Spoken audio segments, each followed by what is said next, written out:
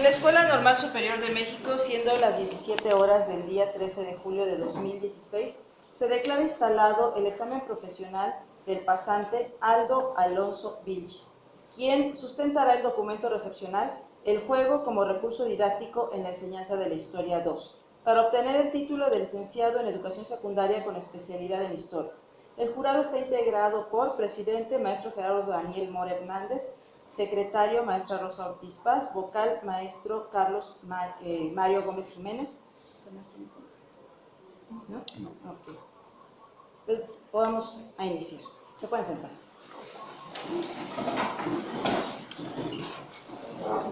Buenas tardes, voy a hacer la presentación de mi documento recepcional que lleva como título El juego como recurso didáctico en la enseñanza de la Historia 2.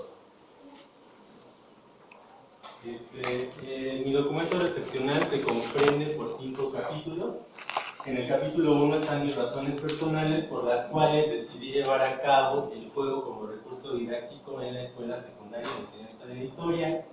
En el capítulo 2 se encuentra comprendido por la relación de mi propuesta con el trabajo docente. Vienen planes y programas de estudio que sustentan la asignatura de historia en la escuela secundaria. En el capítulo 3 vamos a encontrar el juego como recurso didáctico y el contexto escolar. Bueno, en el capítulo 4 vamos a encontrar cómo se organizaron los grupos, cuál es el juego como recurso didáctico y los estudiantes de mi grupo, cómo funcionó el juego con los 3 grados de educación secundaria que tuve a mi cargo, y en el capítulo 5 los resultados por jornada de trabajo.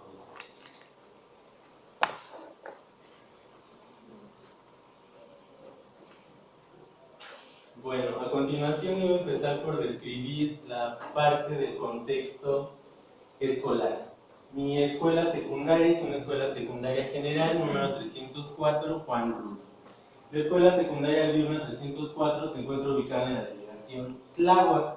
Pensaríamos que por estar ubicada en la delegación Tláhuac y ser concebida como una zona semirural, va a ser una zona tranquila.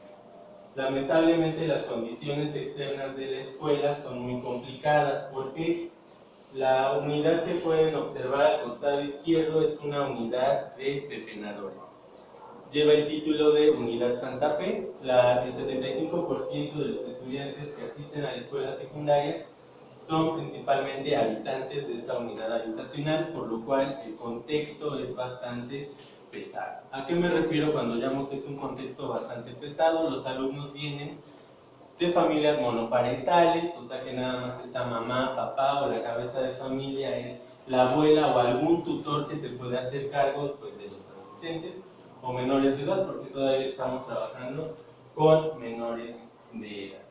Si se dan cuenta, fuera de las instalaciones de la escuela pueden ver muchos camiones de basura, porque esta es la principal actividad a la que se dedican tanto los padres de familia como los alumnos, en su mayoría, que asisten a esta escuela.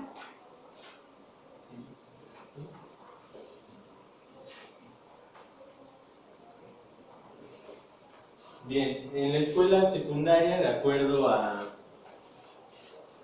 Tenemos 4 tipos de alumnos. Tenemos alumnos autónomos, tenemos alumnos activos, tenemos alumnos pasivos y tenemos alumnos desordenados. A partir de estas características que tiene cada alumno, el docente de educación secundaria, en este caso que es la asignatura de historia, tiene que hacer una clasificación de los estudiantes. ¿Para qué es esta clasificación o para qué es este diagnóstico? Para que el docente pueda llevar a cabo su proceso de enseñanza-aprendizaje. ¿Sí?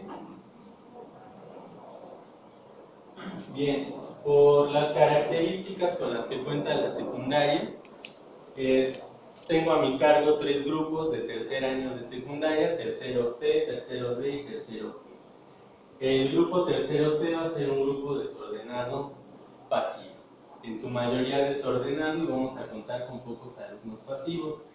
El tercero D es un grupo desordenado.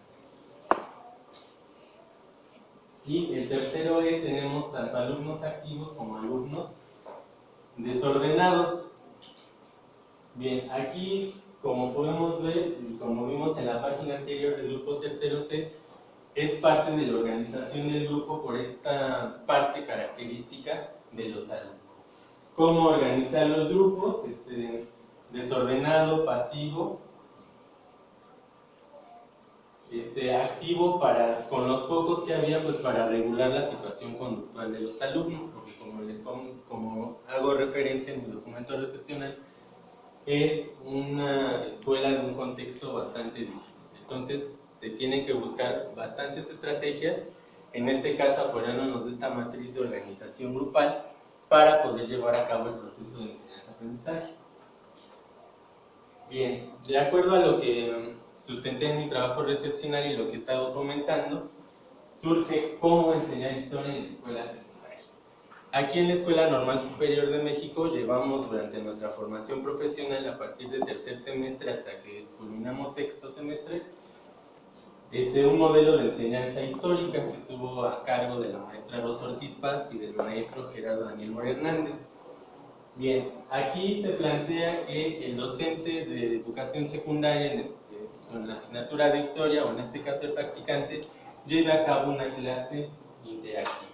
¿En qué va a tener esa clase interactiva? Va a tener una apertura, un desarrollo y un cierre, una apertura contextualizadora y obviamente el cierre va a ser que el alumno conteste una pregunta generalizadora o una pregunta que cause cierto conflicto para que el alumno a través de diferentes conceptos e inferencias pueda desarrollar un aprendizaje a través de la enseñanza obviamente y la guía del ya sea practicante o docente en servicio. Obviamente a través de organizadores gráficos como son los que vemos aquí en las imágenes. Bien, ahora ya entrando a la parte de mi tema que es el juego. Decidí llevar a cabo el juego aparte del modelo de enseñanza que llevamos aquí en la normal por esa parte que es muy importante e indispensable ahorita en la educación básica y que sustenté en mi capítulo 2 al relacionar mi propuesta con el trabajo docente y los planes y programas, obviamente. Integrar a los alumnos y que los alumnos se apropien del aprendizaje.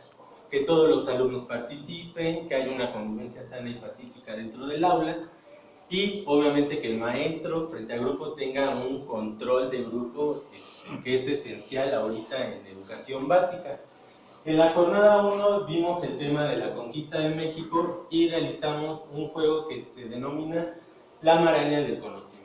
La maraña del conocimiento es un juego muy sencillo, es un juego de tipo cooperativo en el cual el docente lleva una bola de estambre y empieza a interactuar con los alumnos hasta que se forma una telaraña.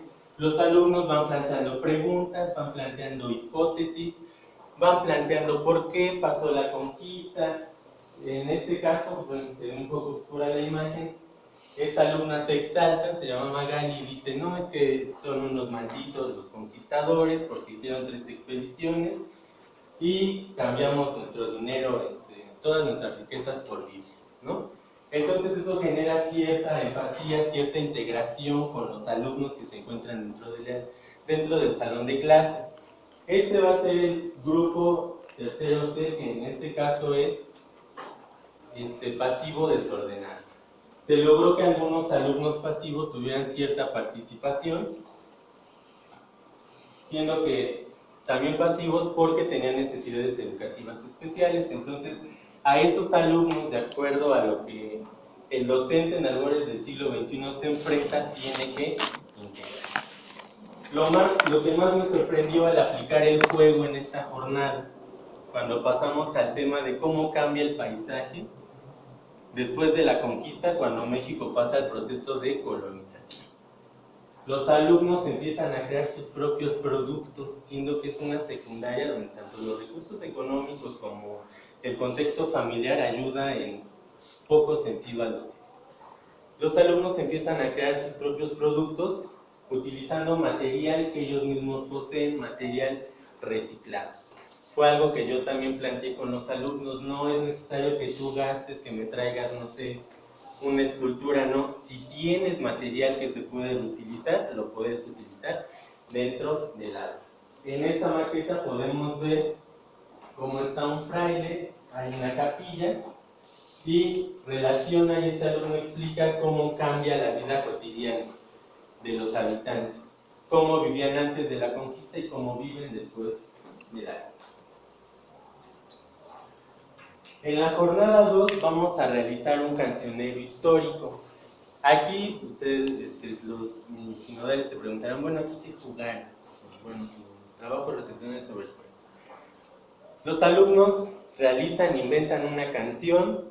Dejo el tema musical libre, podría ser rap, reggaetón, bueno, de acuerdo al contexto. La dinámica de aquí era que los alumnos escribieran la letra de la canción y sus compañeros pudiesen inferir o pudiesen relacionar algún contenido histórico con lo que sus compañeros les estaban cantando. La organización del grupo fue entre pares, combiné obviamente a los desordenados pues con los pocos autónomos con los que contaba, pues para que les echaran la mano, me ayudé de alumnos ejes y obviamente pues desde mi figura docente o de practicante, marcar normas, reglas y límites desde un principio. Estar constantemente rodeando a los alumnos con las bancas, ponte a trabajar, tienes que apurarte para que bueno, ellos lograran desarrollar esta actividad. Fue una actividad bastante favorable porque logré hacer la asignatura de historia transversal con la asignatura de español, logré integrar a la mayoría de los alumnos y aquí algo que me sorprende aún más, que los alumnos pues, se dan cuenta por el tipo de material que se aprecia en la imagen, reutilizan utilizando los recursos a los que ellos tienen acceso. En este caso, pues material que se puede reciclar, que bueno, no es por ser peyorativo, pero pues es basura. Los alumnos llevaban papel cascarón manchado, cartoncillo, que hicieron con cal, resanaron, pintaron y transformaron su cancionero histórico en un tipo de museo y además integraron a sus demás compañeros. ¿Qué se logra cuando ellos integran a sus demás compañeros? Hacen ver a los demás, en este caso es el tercero E, que independientemente del contexto tan denso en el que se enfrentan, pueden realizar bastantes cosas y pueden divertirse y pueden aprender. Eso fue lo más favorable, que ellos transformaran el cancionero en un personaje y lograran integrar a sus compañeros. Esa alumna que ustedes pueden ver con el papel es una alumna con necesidades educativas especiales, se llama Shunashi, ella tiene un retraso psicomotor. Entonces, bueno, aquí vamos a entrar a la jornada 3. En la jornada 3 revisamos el tema de Antonio López de Santana y la invasión estadounidense. Esta imagen causó gran conflicto entre los alumnos, porque si pudieron notar en la imagen hay un mendigo tomando una piedra queriéndola lanzar a los estadounidenses. El que yo usara la palabra mendigo en clase fue de gran impacto para los alumnos, porque erróneamente ellos se sienten mendigos o se sienten inferiores por la labor que realizan sus padres. Entonces me generó gran conflicto en el grupo o en los grupos, porque no, es que no se vale, usted está siendo grosero, nos está humillando. Bueno, pasaron infinidad de cosas que desde mi perspectiva docente lograron determinar esa parte de que los alumnos estaban, cómo integrar en el aprendizaje de los alumnos ese concepto de mendigo para que ellos lo pudieran transformar y así mismo apropiarse de su aprendizaje. En este caso, realizamos la siguiente actividad que se llamó el cubo del conocimiento. El cubo del conocimiento consistió en formar un cubo que en las diferentes caras tuviera diversas preguntas relacionadas con el tema que permitieran a los alumnos integrarse a la temática de la clase. Y obviamente esto les permitió participar, interactuar entre ellos, y algo que todavía más me sorprendió en esta jornada, en esta tercera jornada, que los alumnos lograran respetarse sin que yo estuviera frente a la posición que yo tenía siempre ellos de cállate, guarda silencio, porque le faltas el respeto a tu compañero, etc. Entonces fue algo verdaderamente favorable. En la jornada 4 vamos a retomar una parte muy importante, es un tema que a mí me agrada bastante, es el porfiriato. Aquí, ¿qué realizamos con los alumnos?